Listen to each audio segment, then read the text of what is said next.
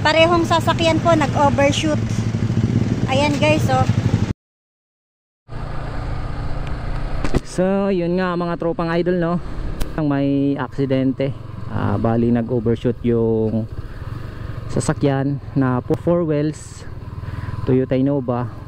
Ang saklapan niyan mga tropang idol, may nadamay. Tumama rin siya sa isang 4 wheels pa.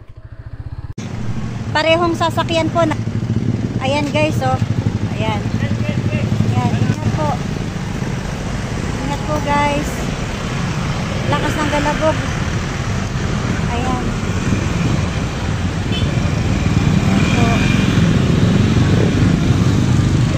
Ingat po.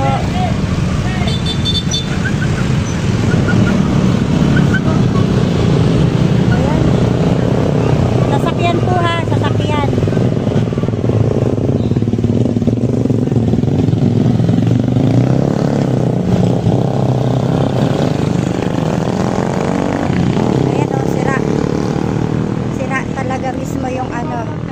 Bago lang, kararating lang yan. Ayan oh, guys. Talagang putok talaga oh. Walang motor. Ayan. Ayan po guys oh. Oh ayan. Ayan guys oh. Parehong kotse ha, parehong sasakyan ha, hindi na motor. Ngayon parehong sasakyan. Ayan. Ayan. Ayan po. Sila eh oh. Ayan. Ayan yan. Ayan ha. Kita nyo ha. Ayan guys.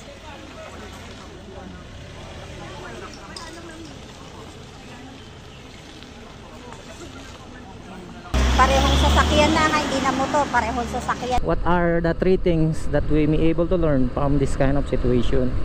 So dapat maging maingat tayo. Kahit na 4 wheels tayo, kahit na 4 wheels, kailangan pa rin natin mag-ingat.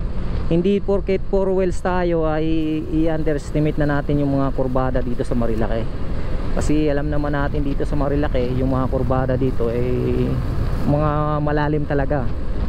Hindi mo basta-bastang ganun lang. Kailangan focus lang sa pagdadrive.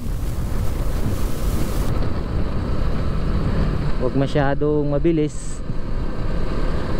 Alam ko yun, nangyari sa 4 wheels na yun, hindi masyadong mabilis yun, pero dahil sa baguhan siya, bago pa lang siya siguro nakapunta dito sa lugar na to, hindi niya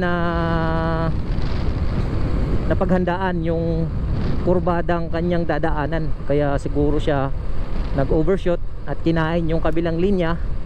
At ang masama pa nun, nakadamay siya ng ibang motorista, which is 4 wheels din. Yun, naging ano siya, na distorted yung gilid ng kaliwang mga side door ng sasakyan, ng kabanggaan niya. At saka siya, yung kaliwang bumper, yun yung tumama sa kabilang side ng sasakyan. Ayun, na wasak yung Toyota. So yun mga tropang idol, kailangan natin na mag-ingat palagi, ride safe palagi, be responsible driver. Kahit saan man tayo mapadpad, kahit saan man tayo mapuntang lugar. So yun, don't forget to follow, like and share. This is Moto Daily TV. Peace and face out.